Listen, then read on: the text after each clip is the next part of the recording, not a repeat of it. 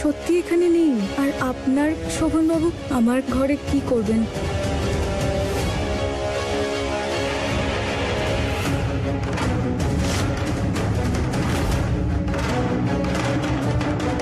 এই যে গানটা বাজছিল না, এই গানটা শোভনের খুব পছন্দের গান। আর যখন আমি এই গানটা শুনলাম ভাবলাম ওই শুনছে হয়তো। আমার শরীরটা ঠিক নেই না, তো আমার যাতে কোনো অসুবিধা না হয় তাই হয়তো এখানে এসে শুনছে।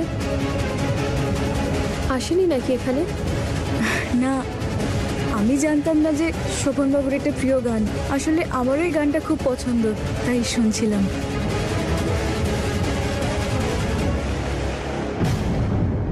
এ তো ভারী অদ্ভুত ব্যাপার। শোভনের পছন্দ আজ পর্যন্ত কারোর সঙ্গে মেলেনি, আর আজ তোমার আর ওর পছন্দ এক হয়ে গেল। বাহ, দারুণ ব্যাপার তো।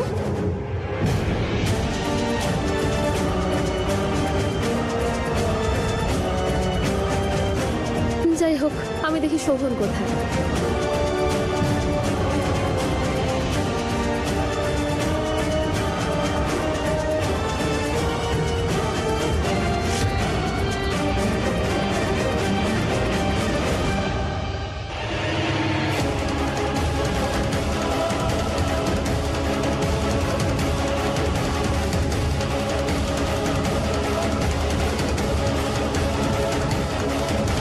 হলো তারা দিদি? এটা তো তুমি বলবে যে কি হয়েছে। এমন কি হয়েছে যেটা তুমি আমার থেকে লুকানোর চেষ্টা করছো?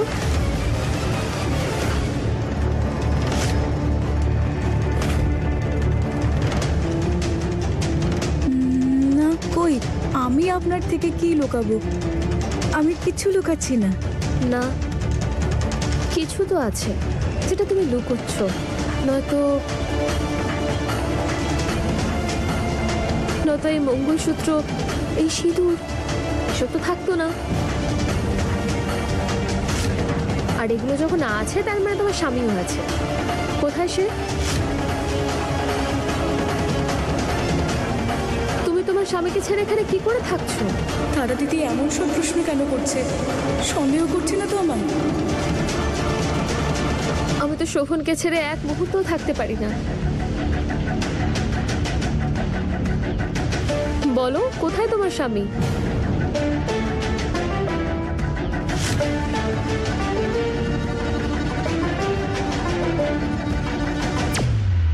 ওহো বৌমা, কি হয়েছে তোমার? বলেছিলাম তো তোমায়, ফুলের স্বামী এখন বিদেশে আছে, তাই তো আমাদের সঙ্গে থাকতে এসেছে। আচ্ছা, এখন কি তুমি এখানেই দাঁড়িয়ে থাকবে নাকি শাড়ি পছন্দ করবে? চলো। শাড়ি পছন্দ করবো কেন? আজকে কোনো বিশেষ দিন? আরে তুমিই তো আমাকে বলেছিলে হাসপাতাল যাওয়ার আগে যেন আমি কিছু শাড়ি বেছে রাখি, তারপরে এসে তুমি ওগুলোকে পছন্দ করবে। মনে নেই তোমার? এমন কিছু আমার কেন মনে পড়ছে না। যাই হোক, আপনি যখন বলছেন হয়তো আমি এসব কিছু বলেইছিলাম। হ্যাঁ, তুমি একদম এরকমই বলেছিলে বৌমা। ও হ্যাঁ হ্যাঁ, আমি ভুলে গেছিলাম। চলুন যাই। যাই।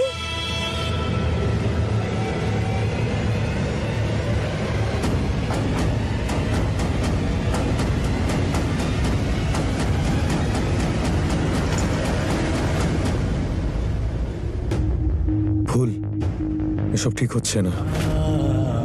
আমরা কোনো অপরাধ করছি না, স্বামী স্ত্রী আমরা, আর তারপরেও এরকম লুকিয়ে দেখা করতে হচ্ছে। আমি একটা কাজ করছি, আমি তারার কাছে যাচ্ছি এবং গিয়ে সব সত্যিটা বলছি, আর এইসবের থেকে আমরা বেরিয়ে পড়বো। আমরা এমনটা করতে পারবো না শোভনবাবু। এমন যেন না হয়ে যায় যে আমাদের একটা ভুল পদক্ষেপের জন্য আমরা আরো বিপদে জড়িয়ে যাই। আর তারা দিদির শরীরের অবস্থা এমন যে এই মুহূর্তে সত্যিটা জানাতে পারবো না। আর এমন কখনো হলো যে আমরা বললাম আর এমন কিছু বলে ফেললাম যাতে ওনার অবস্থা আরো খারাপের দিকে চলে যায়, তখন আমরা নিজেদেরকে কি বোঝাবো শোভনবাবু? শোভনবাবু, অল্প কিছুদিনেরই ব্যাপার, সব ঠিক হয়ে যাবে। আমি জানি ফুল, তুমি ঠিকই বলছো।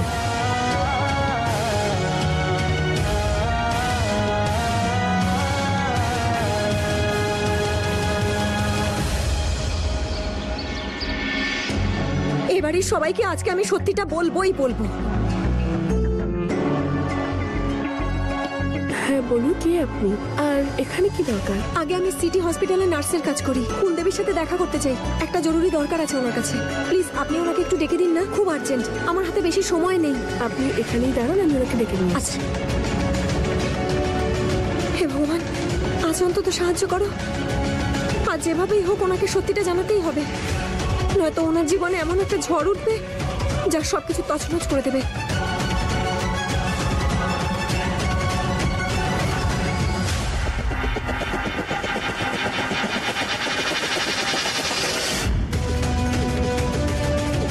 ফুল, আমি তোমার কাছেই আসছিলাম।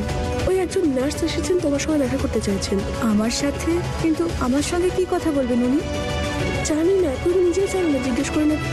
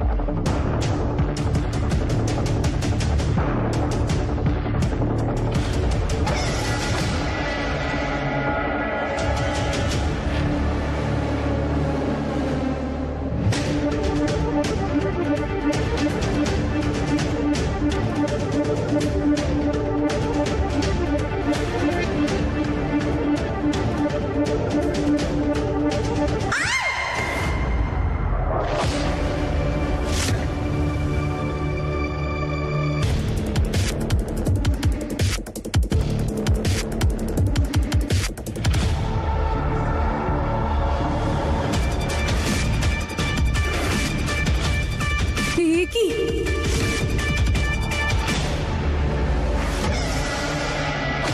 উনি আবার কোথায় গেলেন?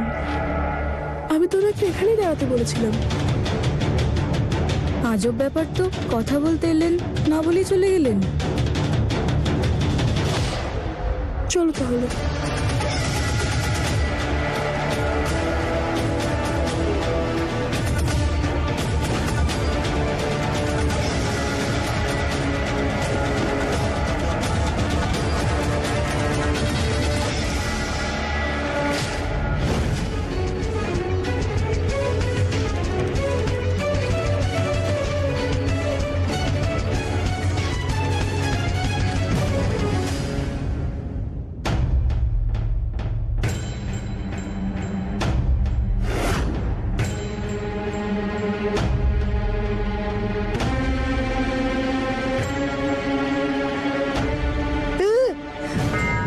আরে মা, আমি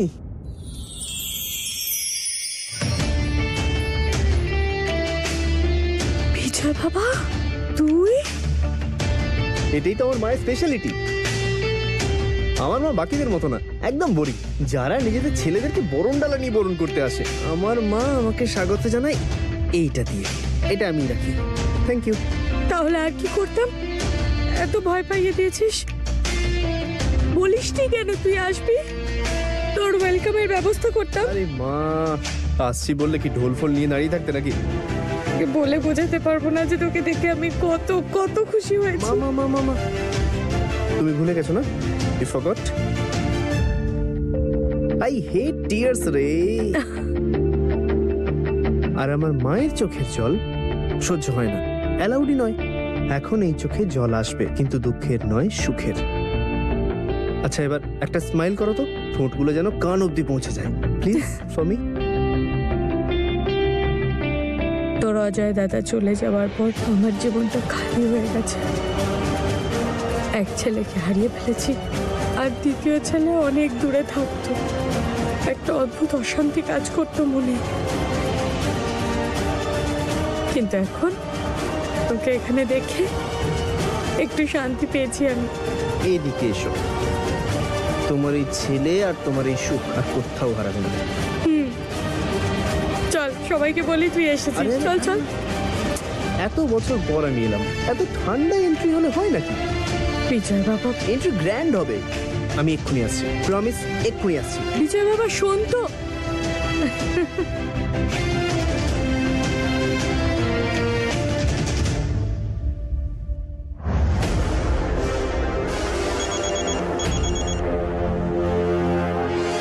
হ্যালো, হ্যালো ডাক্তারবাবু, আমি বড় বাড়ি থেকে ফুল কথা বলছি।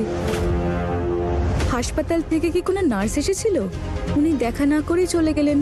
হ্যাঁ, আমি ওই তারাদেবীর জন্য কিছু মেডিসিন পাঠিয়েছিলাম, কিন্তু উনি ভুল মেডিসিন নিয়ে চলে গেছিলেন, তাই আমি ওনাকে চলে আসতে বলি।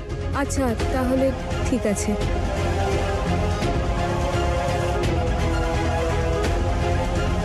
নার্স যদি ওষুধই দিতে এসেছিল তাহলে দীপিকা দিদিকেই দিতে পারতো। আমাকে কেন ডাকতে বললো তাহলে? আর আমার সঙ্গে না দেখা করেই চলে গেল। ভালো হয়েছে আমি বড় বাড়িতে ইনফর্ম করে দিয়েছিলাম। ওই নার্স তো সব জানতে পেরে গেছে।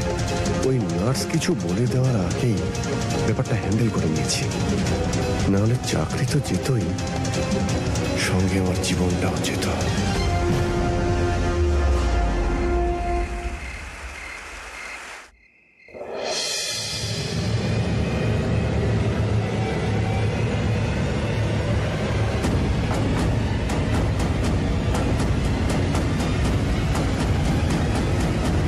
আমি তোমার ব্যাপারেই ভাবছিলাম ফুল।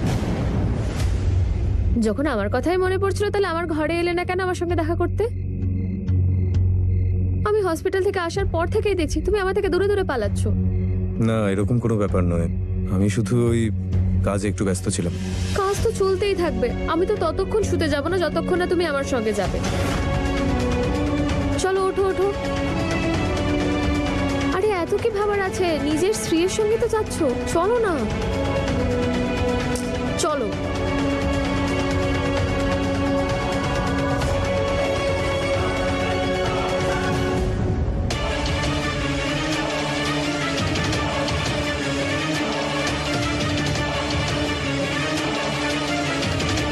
এই কার্পেটটা এখানে কি করছে?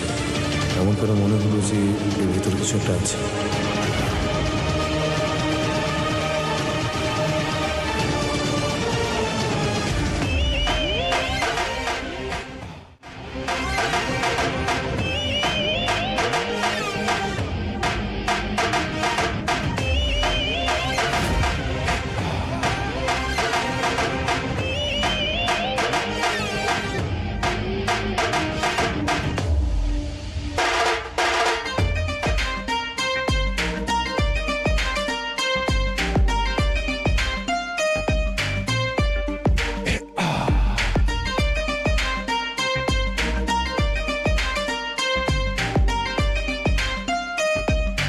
কেমন আছিস তুই এতদিন পরে? আমি একদম ঠিক আছি। একটা কাজ এখনো বাকি। হুম হুম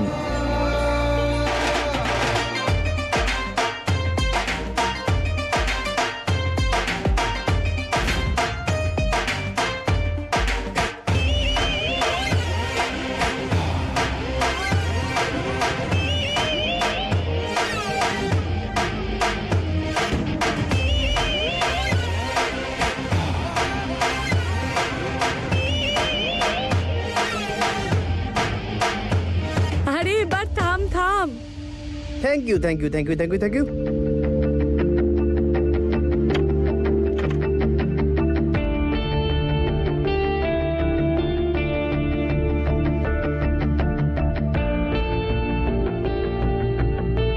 ভালো থাক, ঈশ্বর তোকে অনেক লম্বা আয়ু দিক, জীবনে অনেক উন্নতি কর, এত নাম হোক যে চাঁদ সূর্য তোকে। মা মা মা কাম ডাউন, আমি এখানেই আছি। প্রণাম নিও বৌদি। নমস্কার। কেমন আছো তুমি? ভালো আছি, তুমি কেমন আছো? একদম ঠিক আছে। নয়না কেমন আছে? ও খুব ভালো আছে। আমার সুন্দরী কোথায়? এই যে সুন্দরী। Hey Chhanda, how do you do? গুডিং গুডিং। ইউ? হাউ ইউ গুডিং? সুখী হও। আমি তো এসে থেকে এটাই ভাবছি যে আমার সব থেকে আদরের দেওর কোথায় গেল। আর দেখো তুমি চলেও এলে। বিজয় তো তারা চলে আসা, ওর স্মৃতিশক্তি চলে যাওয়া নিয়ে কিছুই জানেনি। ও আবার এমন কিছু না বলে বসুক যাতে সবকিছু জেনে যায় আর খুব খারাপ কিছু ঘটুক। ও তো এটাই জানি যে তারা মারা গেছিল আর ফুলের আমার সঙ্গে বিয়ে হয়। তারা বৌদি, তুমি তুমি কি করে এখানে? তুমি তো বাবা। মানে ওই তারা বৌমার শরীর একটু খারাপ ছিল, কিন্তু এখন আগের থেকে অনেক ভালো আছে। মা, বৌদিকে দেখে তো একদম মনে হচ্ছে না যে বৌদির কখনো শরীর খারাপ ছিল। আরে তুমি তো আগের থেকে বেশি গ্লো করছো। শুধু এই জন্যই তুমি আমার সব থেকে আদরে দেও। তুমি আসতেই মানুষ সব ভুলে যায়। কোথায় ছিলে তুমি? আর এই ঢাক ঢোল। আমি বৌমা কি আর বলবো, তুমি তো জানো ও কেমন, সবকিছুই ওকে খুব বড় করে করতে হয়। ভালো হয়েছে তুমি এসেছো, আর নিজের সঙ্গে এই বাড়ির খুশিও ফিরিয়ে এনেছো।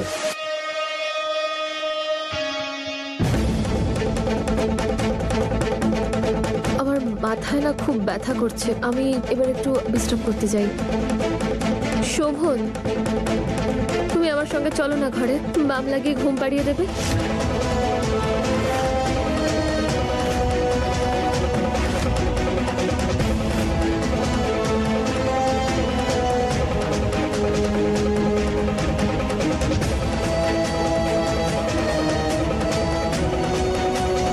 শোভন, এসো না।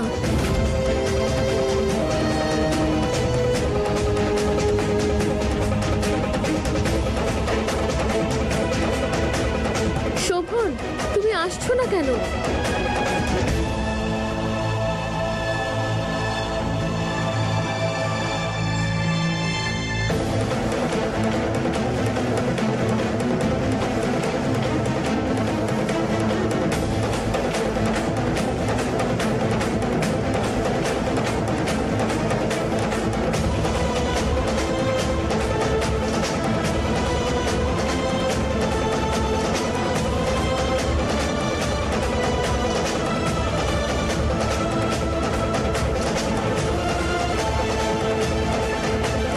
আরে মা, এসব কি হচ্ছে? আর তারা বৌদি?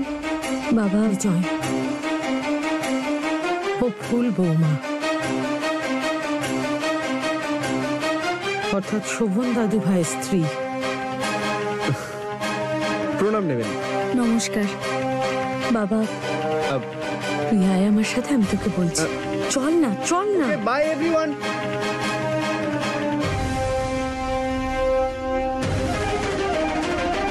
আর কতদিনই সত্যিটা তারাদিদির থেকে লুকিয়ে রাখতে পারবো আমরা জানি না। আর যেদিন জানতে পারবে সেদিন কি হবে? বাস মা, তুমি একদম চিন্তা করো না। ওটা দাও। তারা বৌদি 1 বছরের পুরনো বিজয়কেই ফিরে পাবেন। ভুল করেও আমি তাকে সন্দেহ করতে দেব না।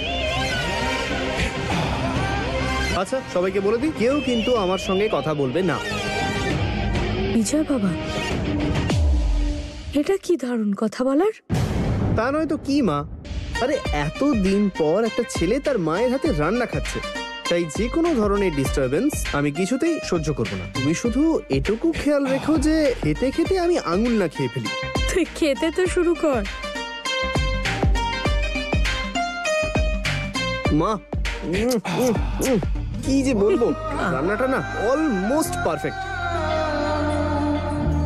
হ্যাঁ, মানে একটা খামতি আছে।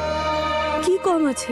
না না, ঠিক লবণ কম নেই তো? না, না। দাঁড়া, ছন্দ, ছন্দ শোন। মা, একটু শান্ত হও। বল। একটাই খামতি আছে। তুমি না এইটুকু যদি ভালোবাসা বাড়াতে, তোমার নিজের হাতে খাইয়ে দিয়ে।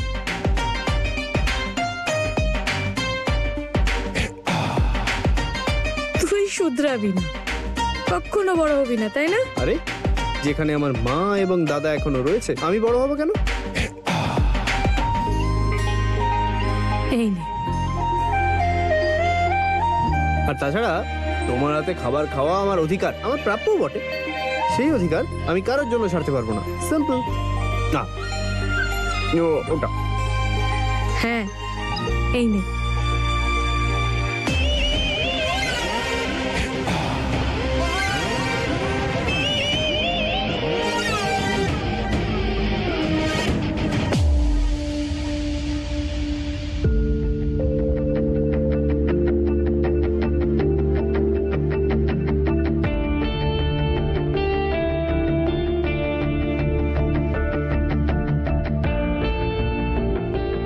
অনেক রাত হয়ে গেছে, আমি এবার শুতে যাই। গুড নাইট সুন্দরী।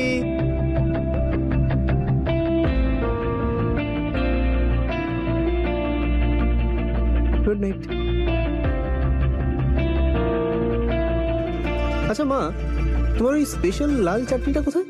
ও আরে 1 মিনিট, আমি এক্ষুনি নিয়ে আসছি। তুই খেতে থাক, ঠিক আছে?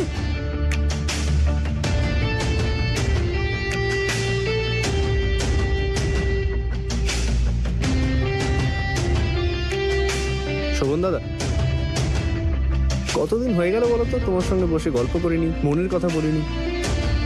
সময় তো অনেক হয়ে গেল। ভালো হয়েছে তুই চলে এসেছিস। ডিনারটা শেষ কর, তারপর বসছি। Let's do it. বৌদি চাটনি দাও না। হ্যাঁ এক্ষুনি আনছি।